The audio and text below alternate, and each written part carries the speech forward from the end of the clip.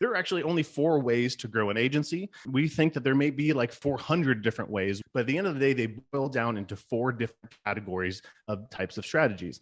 And to understand this, I want to share with you an equation that we use to look at how we might influence growing a business. So what we look at is we have the number of leads times our conversion rate. So how many leads came in of people who we could do business with, times the conversion rate of how many times we were able to sell that person, equal the number of clients that we have, right? Pretty simple.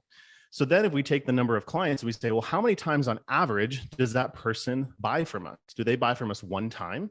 Like there was a one-time fixed bid project, or maybe it's a 12-month contract where they're buying from us every month, or maybe they buy from us a couple times a year. Then we take the average dollar sale of each time that they buy, and that's what equals our revenue here. So what this really means is that while there are many different strategies to grow a business, they ultimately fall down into one of these 4 categories. If you come to me with a marketing strategy, I'm going to be able to bucket that into one of these 4 things. Is this a lead strategy where we're trying to get more leads? Is this a conversion strategy where we're trying to convert more of the leads that we already have? Is this a number of sales strategy and that the number of times that somebody buys from us? Or is this an average dollar sale in terms of increasing the amount that somebody buys from us each time that they do?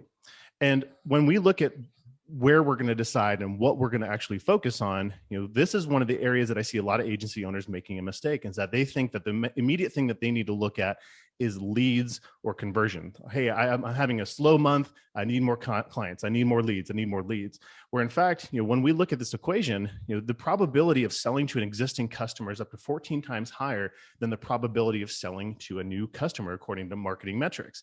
And so that's why when we focus on growing a business first, and this is why I said this is for businesses that are operating and you have existing opportunities, you've got number of sales and average dollar sales where we can make the most impact. So let me show you actually what I mean by that. So let's plug in some actual numbers.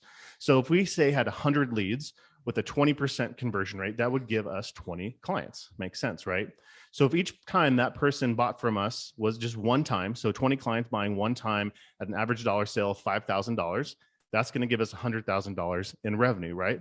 And so what I want to do now is I want to focus in on the average dollar sale and the number of sales. Like, what if we could double that? What if there was a strategy where, say, instead of somebody buying once, they buy twice, right? Instead of buying $5,000 worth of stuff, they buy 10,000, right? And in coming in later in this presentation, we're going to show you how to do that. So let's actually see what the actual impact is. So same number of leads, same conversion, same number of clients, but now we have 2 sales and $10,000 average sale. That's going to give us a $400,000 in revenue compared to the 100,000. Right? So we can see that, this is just basic math, guys. The further down, there's a multiplier effect happening. The further down in this equation that we make changes and improvements, the bigger the outcome on the other side of that thing. And so this is where we tend to focus. So if we were going to focus on the front half of this equation, how many leads would I need to have the exact same result of $400,000, right? I would actually need 400 leads, right? Compared to that 100 in order to get to that same place in terms of my revenue. So then the question becomes, what kind of strategies do I need to implement to get 400 leads compared to 100, right? That's where there's certainly things that are possible and strategies that we use to do this. But in terms of, is it easier to sell more often to our existing clients and sell them for more, or is it easier to go get out there and get more leads? And when we look at this, we want to take the safe bet and the sure bet of focusing on sales and average dollar sale. Now, what about conversion rate? Like everything else being the same, 100 leads, what would my conversion rate need to change in order to achieve that same $400,000 revenue mark? I'd have to have an 80% conversion rate, right? Like, okay, so 20%, cool. 80%, that's amazing. Like if you guys are selling at 80% conversion rate, like I want to learn more about what you're doing. But the reality is that making that kind of jump and increase in conversion rate is possible, but it's difficult to do. And so this is why when I see agency owners that are out there that are trying to build their businesses and they're going back to the well, they're going back to leads, I kind of scratch my head because I'm like, well, what about the well that you've already dug? What about all the things that are in there? And how can we get more out of that? That's the biggest source of cash in any agency. And the reality is that most of them just haven't tapped into it because they just didn't know how, or they had some false beliefs about that being true. So the question is, why don't agencies go back to their existing clients? Like, what are the things that are happening in their mind that prevent this from happening? And these are all lessons that we had, not so much when we were going through it on our own, AJ and I, but when we started coaching other people, when we started coaching our own team, we started to be like, oh, hey, go out to this client. And then here are all the reasons, AKA excuses, that people had for not actually reaching out to clients. Number one is they thought, the client already spent money with them. Hey, they already spent money, and and they're not going to spend money again, which is kind of silly if you really think about it. Like, they just spent money with you. Like, they just gave the indication of a behavior that you wanted. And if a dog chews your pillows on your couch one time, what's the likelihood of that dog doing it again? Probably pretty high, right? Unless you're going through some serious training. But the deal with a client, if they spent money once, why wouldn't they spend it again?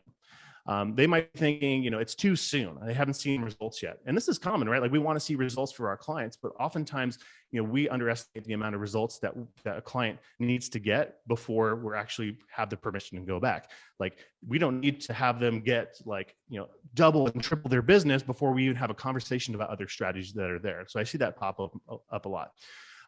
Sometimes people are thinking it was hard enough the first time to get them to spend money. Like, I went through 4 or 5 meetings with them just to get them to sign this contract. I don't have it in me to go get 4 or 5 more meetings in order to do that, which, in my experience, it doesn't take as many that second time. They think that they don't have anything new to sell them. And this is a real deal. Like, if you don't have anything else to sell your clients, well, then it's going to be hard to get them to buy something else. And so, like, this is about what we're talking about today, and AJ will be jumping into in a minute, is like how to sell clients and how to identify other things to sell your clients. The biggest one I see is that, they forget or don't have a process to resell clients. It was really fortunate for the guys on our sales team to have AJ and I, because guess what? We were like beating the drum every week saying, okay, let's go back.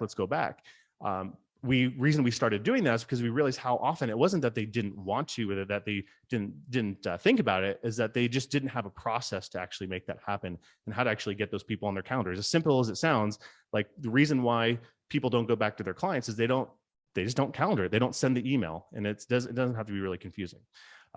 Clients aren't going out of their way to ask for help. Like, a lot of times our clients, when they reach out to us, we're like, heck yeah, we can help you. But what about all the times where a client might be thinking about you? Like, they're standing in the shower thinking about their web and digital marketing strategies, and they're like not in a position to call you about it. And then they get out and dry off and get dressed for the day, and they don't call you, right? Like, we need to be in touch with our clients more often. That's what allows us to ask for, get more of these opportunities. And this last one, old clients aren't as fun as new ones. And I could relate to this one a lot, because it's like, I always love talking to new clients and learning about their businesses, and like jumping in, having a fresh start with those folks. And so that's awesome to be able to get new clients, but really, like, finding the fun and the enjoyment and reaching out to those existing clients, because there's a lot of opportunity there. And we would be doing our clients a disservice by not actually helping them achieve their goals through the strategies we know that work. So ultimately, this is about getting that low-hanging fruit. Clients and other relationships and those businesses that are out there are our low-hanging fruit. You have built so much goodwill. You may not recognize it, the kind of goodwill that you've built either with existing clients or relationships or people that through business, or people you've networked with, or some of the boards you serve on, or all these people out in your world. You've built goodwill. The question is, how do we tap into that and really make that happen?